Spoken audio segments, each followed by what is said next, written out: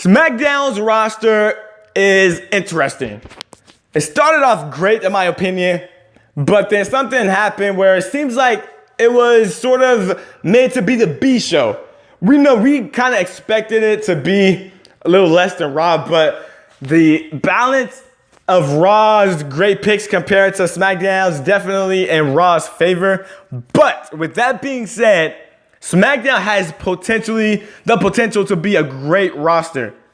When I look at the SmackDown roster, I thought Dean Ambrose being their number one pick, besides being WWE champion, I think it was a horrible pick. I don't think he should have been number one pick. I would not have picked Dean Ambrose.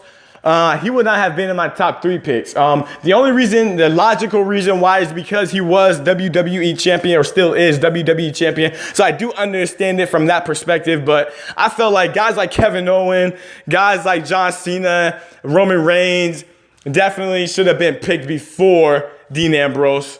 I love the AJ Styles pick. I love the fact that AJ Styles and John Cena are going to be on the same roster, which means we get to see them fight another time at SummerSlam, which I am still going to predict that AJ Styles will beat John Cena at SummerSlam.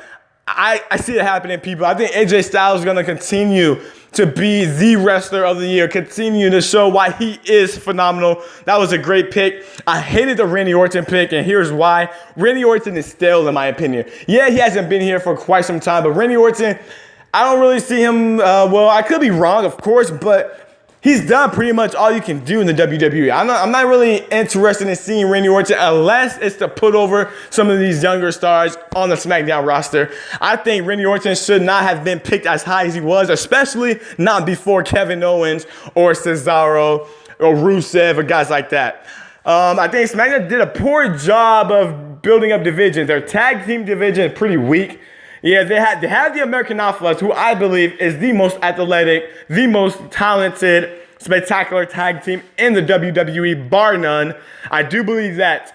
But outside of them, I do like the pick of the Vaudevillains. I think now the Vaudevillains can show off their talent. They don't have to be jobbers. I think that would be a major mistake if they're used as jobbers, because they are very talented. I hated the Zack Ryder, Mojo Rawley picks. I'm hoping we do not get the Hype Bros, a tag team on SmackDown. That would be horrible. I like the fact, though, that SmackDown does seem to be pushing towards a new era, spotlighting new wrestlers like Apollo Crews. The women's division started off weak. I'm not a fan of Natalya. I love Becky being the cornerstone, but Eva Marie, Carmella, and Alexa Bliss, it's going to be interesting to see how these women respond to being on the main roster, being spotlighted in the women's division. I'm interested to see how they respond. Can they deliver? That's going to be a major question for me. The Intercontinental division is pretty good. We got The Miz and Maurice, who I think is 2 of the best heels in the WWE. I did not like the Dolph Ziggler pick. I do not believe that Dolph Ziggler, similar to the Big Show and Kane, should not have been picked. Maybe at the end or at the bottom. I did not like the fact that he was picked so high.